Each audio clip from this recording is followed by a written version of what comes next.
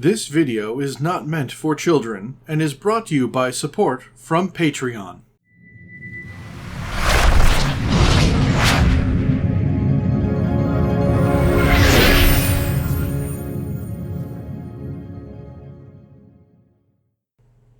Hello, and welcome back. I am Maester Aelix, and this is Stellaris Empires. And we are right back we left off here on the start screen. So let's start. This week I'm bringing you the Commune of Tebezan. Now, this started off very differently, but thanks to the wonderful additions of the Grand Archive, but a few other DLCs, this has led to a wonderful, beautiful, lovely combination of parts that work out super good. So this week we're working on the Shoulders of Giants. This civilization has hidden boons in their solar system placed there in a distant past by a mysterious benefactor, which is neat. So let me go through, explain what choices I've made, why I made them, and how it is all so much fun. Okay, since these guys are going to be super archaeology focused, I tried to find the thing with the least amount of eyes. Now, I wanted to do this mole thing, but moles don't have eyes, especially not ones that are that big. So I ended up going with this beautiful platypus person. So we've gone mammalian, because they have the least amount of eyes, and I figured digging is cool. Well,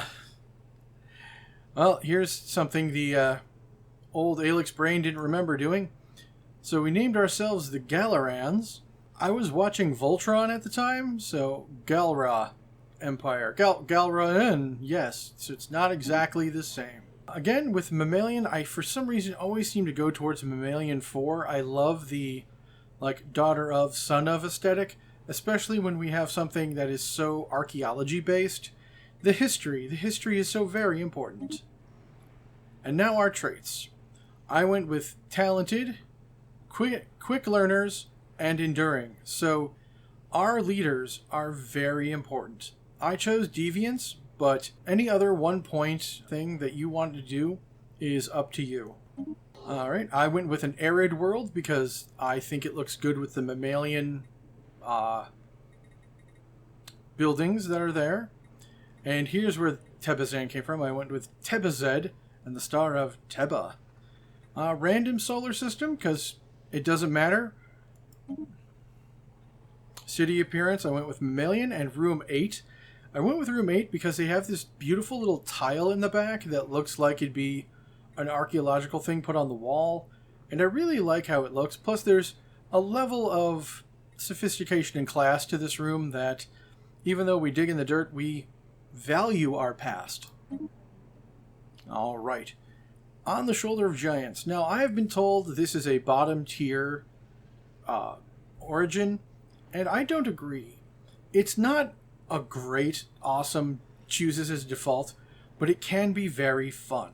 Our home system starts with an archaeology site, Ex Gravitas. A string of anomalous readings have been detected in our home system. We need to launch a surface excursion to find out more. Now, why we need a science ship to do this, I don't know, but that's fine. We cannot be a machine, we cannot be a gestalt, everything else is up. And precursor event chains blocked until this mystery is solved. That's the main thing people don't like, so the trick is to get your archaeology as fast and as hard as you can. Which leads us to these guys. First off, the new Galactic Curators, which is great. Meticulous collection and preservation of historical artifacts has always fascinated this civilization, but now, with the mysteries of the galaxy at their doorstep, there is everything left to learn. Guaranteed research options of a galactic archaism. Our initial specimens, we get some bonuses there. Gain unity each time you find a specimen. And you're going to find specimens at archaeological sites. And we're going to be doing extra archaeology, which is why we're putting this together.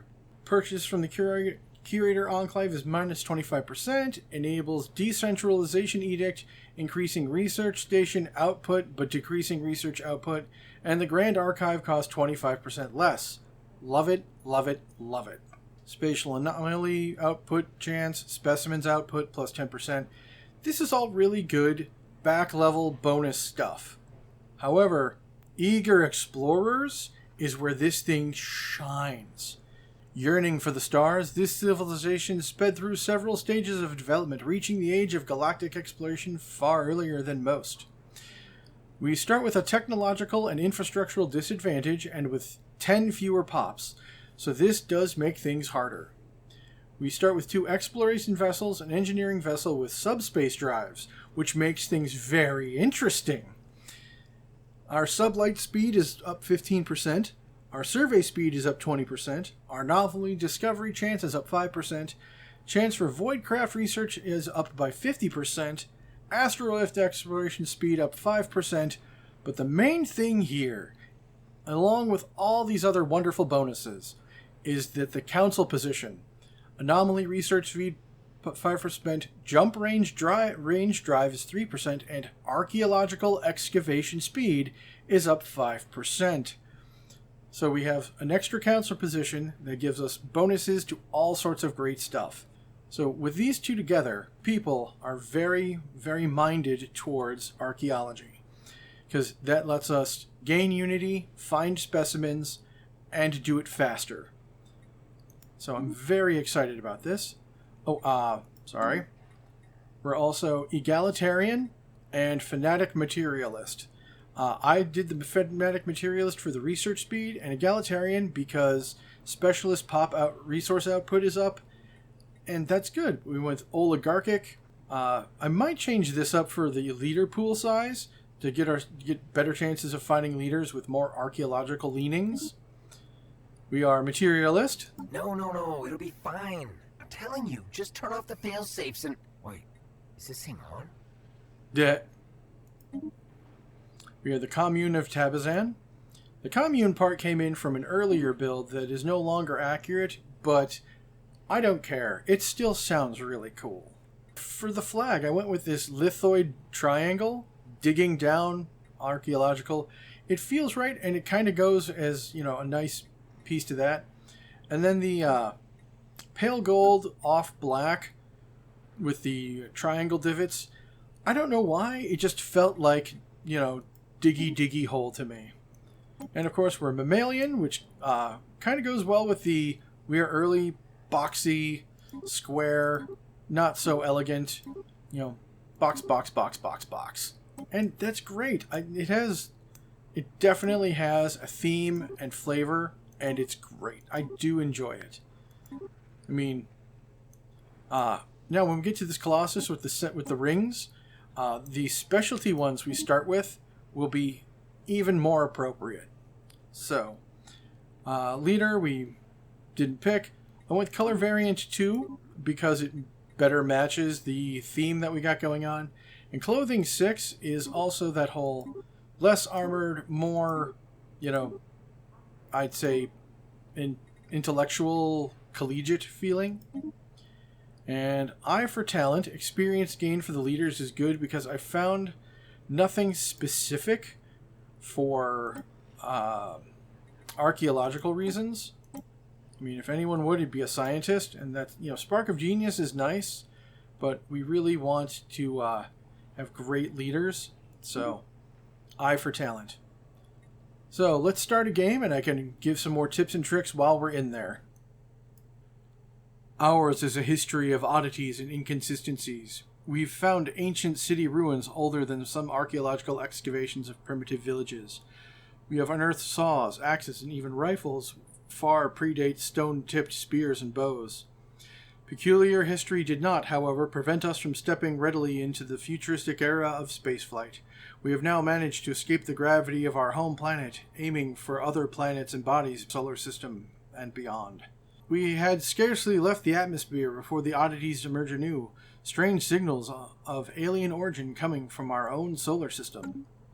Which is great! It's awesome. I want to go to leaders and see if we have a better leader for archaeology. We do not at the moment. Such a shame. Now, one thing I want to point out is that we have unique spaceship designs which I feel are just so delightfully realistic. And then we got this weird spinny exploration vessel. It's a big pointy thing. It's beautiful. And when it gets working, it'll start spinning. There we go, yeah.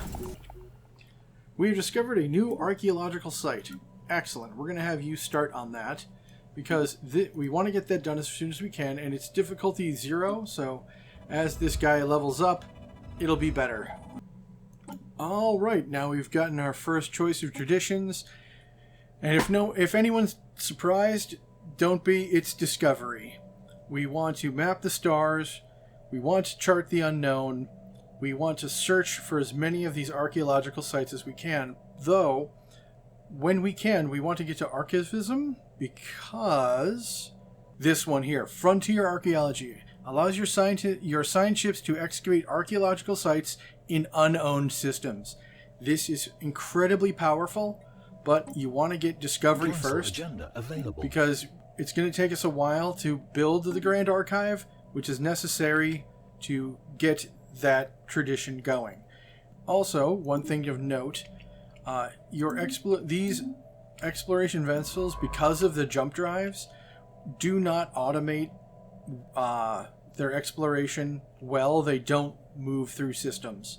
So you will have to old school hold their hand through all their explorations, but later you will get traditional exploration vessels which you can automate, and they'll just do the usual automation thing.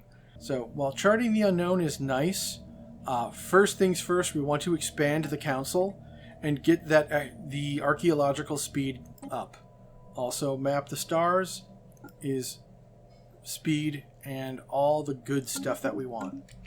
This is not going to be a fantastically powerful start, but it is going to be a very story start. So if you just want to have a chill game of Stellaris and just enjoy what's there to enjoy, this is a really great origin for that. And with the eager explorers, you are going to go for a little bit of a slow start. You're on the back foot when it comes to technology. But trust me, once you get a few things up and running, it will be just absolutely worth it in the end. Alright, now that we've finished discovery, we do have a few options. There's always the good standby of One Vision to help you get more traditions faster. Go with technological ascendancy. We really need that research speed because we did start off on the back foot, but that also indicates the rare technologies that we want that are related to jump drives are going to be found faster and easier. Okay, we finally got our council agenda, so I'm very happy to unlock that, and then we can go to either chart the stars or evolving society. Either way works. I'm going to go with Evolving Society this time, and we definitely want the Minister of Exploration. That archaeology excavation speed is amazing, and if we could put our own guy there, bingo. Great. Alright, now we're going to start the Archivism, and this is just incredibly good. Exhibit on the anomaly discovery chance is nice, and exhibit unlocking cost is just available to our advantage, and of course we definitely want to take these left two first. Alright, now we have Astute Observation, which gets us a chance of finding more archaeological sites, which is great. And we got it. Frontier Archaeology. I love it. And that just gives us a new specimen, which then gives us more unity. It's just a snowball, and I love it. Well, anyway, this looks like a good time as any for me to conclude this video. As you see, these people have a highly dedicated exploration and especially archaeology focus, but on the shoulders of giants, it really does work out well. And if you read the story, you can have yourself a really good time. I highly recommend everyone at least try this group at least once, because the story is good, and having an archaeology focus like this really does help things out. And with the specimens gaining unity and all that, the archivism thing is just fantastic. Here's where I'm going to say thank you all for joining me. I really hope you're enjoying this series as much as I'm enjoying making it for all of you. If you do, you know what to do, and that's to like, comment, watch 3 or 4 more of these to show the algorithm you really do like it, and of course subscribe. It's a little click for you, but a really big deal for me, and I greatly appreciate everyone who does. And with that being said, I shall see you all on the next one. And I'd like to give a special shout out to all my patrons who help make these videos possible. Aaron Smith, Brian Pelfrey, Chris Armstrong, Dennis Detman, Harry Thompson, and Mark Milius. Thank you all so much for your contributions. I wouldn't have this channel without you. Thank you very much.